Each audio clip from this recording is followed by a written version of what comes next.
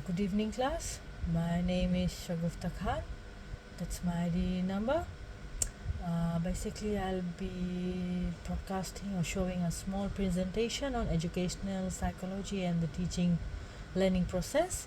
The assignment is basically the analysis of the learning episodes. So the introduction for my presentation, the title, Educational Psychology and the Teaching Learning Process.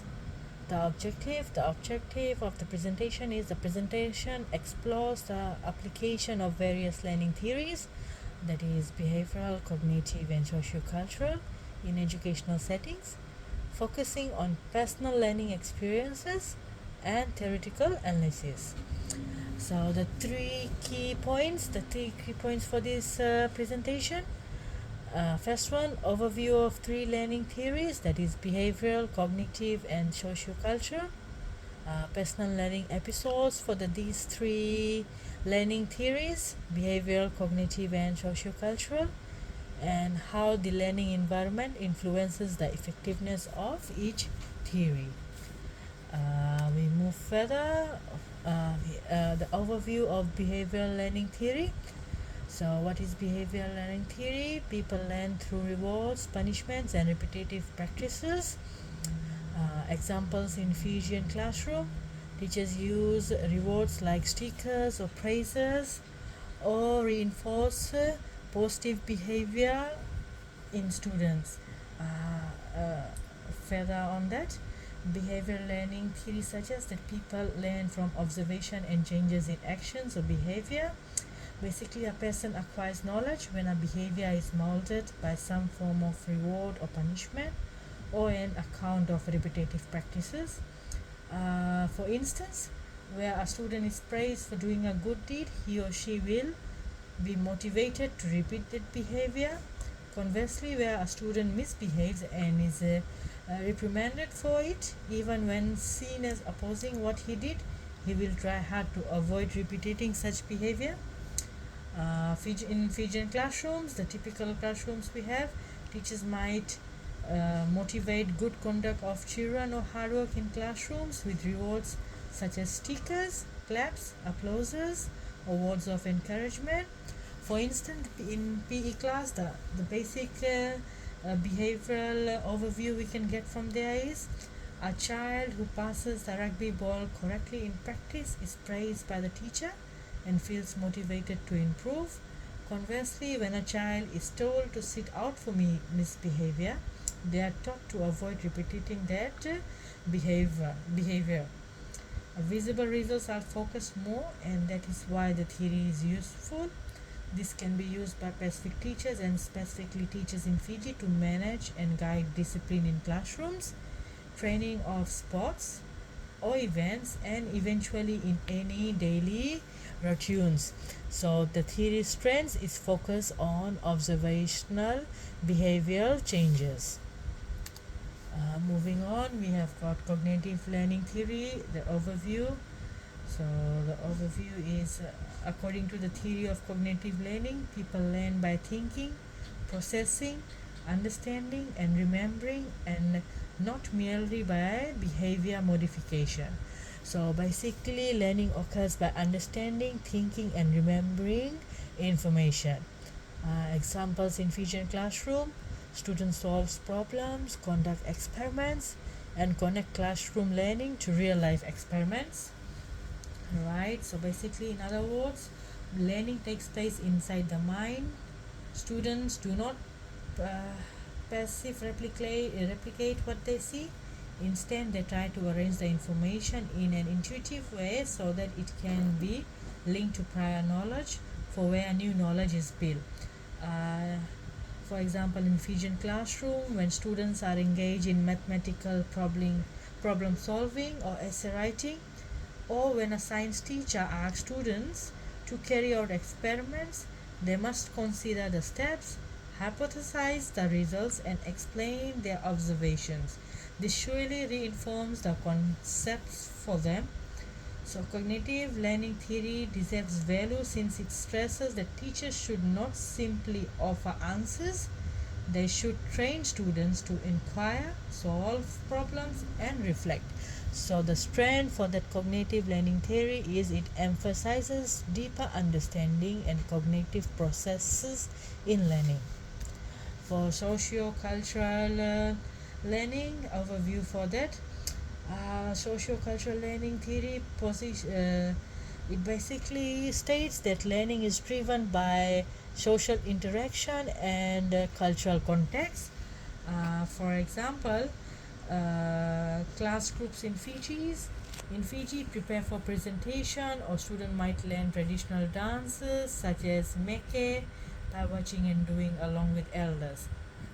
So basically, group learning and community driven activities such as learning traditional dances, and in PE classes, students will learn new volleyball skill as they are practice with one another, encourage one another, and get assistance from their teachers.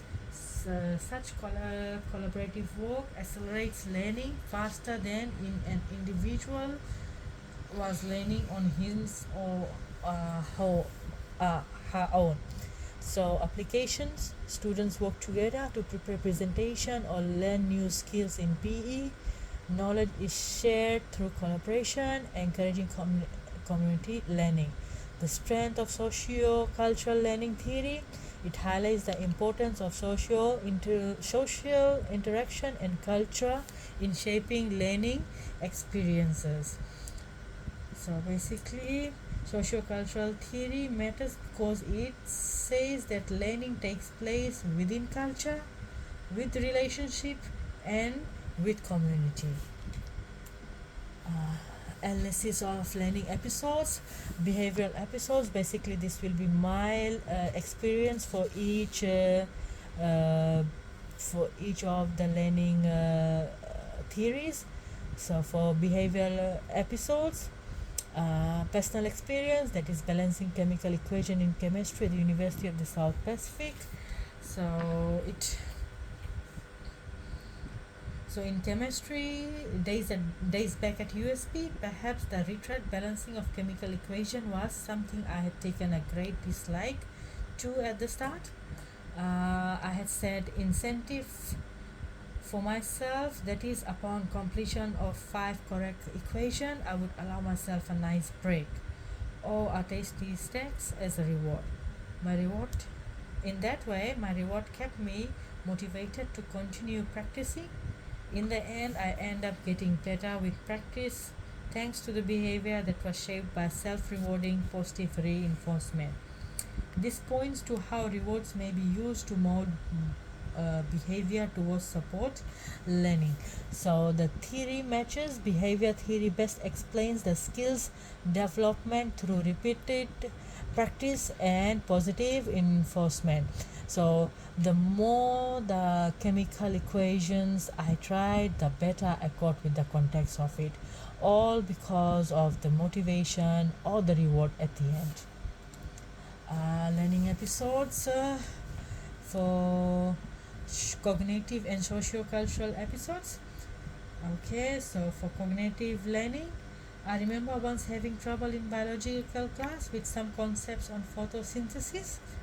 Instead of just memorizing the definition, I decided to draw a diagram of the plant cells.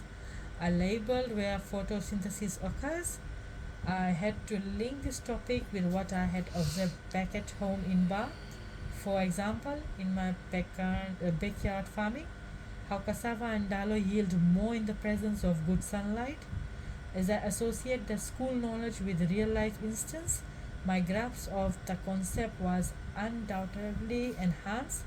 This demonstrates that learning comes through thinking, linking ideas, and organizing knowledge. So basically, cognitive learning allows or it emphasizes active thinking and deep understanding on a particular topic by trying to contact your knowledge with whatever experience you have.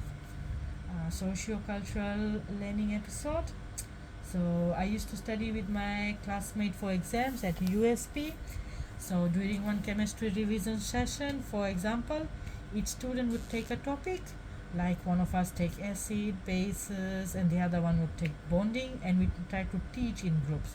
So when one of us is able to understand and teach it to other one, we are trying to learn new things. So it basically, in other words, is explained in simple words is that I did not understand something, and I did that for the people when they needed me to do so. So this teamwork has helped my confidence with difficult topics and learning together. It taught me that education is much more potent when it is based on socio interaction and cultural sharing. So that's what is on the slide, that group study sessions at USB for chemistry, explaining complex concepts like acids and bonding helped reinforce my understanding through peer interactions. Socio-cultural theory highlights the importance of collaboration and cultural sharing in learning. So in conclusion, the three learning theories provide valuable insights into how learning occurs in different contexts. Barely, behavioral theory works for skill-based tasks, cognitive theory for conceptual understanding, and socio-cultural theory for collaborative learning. So thinking back on the experiences in the forums and lectures gave me the time to critically look at my own learning. I could see quite clearly what theory explained my success in each type of task. Skill-based tasks are normally studied in behavioral theory. Cognitive theory is more inclined towards understanding-based tasks. And understanding-based tasks. Collaborative learning shines because of socio-cultural theory. First when I attempted my forum, I was able to share these examples which I learned and which I experienced firsthand. It gave me an opportunity to connect theory into practice and expand my understanding on how learning happens in various contexts. So basically, all three learning theories are equally important for the learners to grasp knowledge in their learning process. And these are my references. I hope that it was a short and simple presentation, and whatever I tried to explain, it came out as it's supposed to be. Thank you.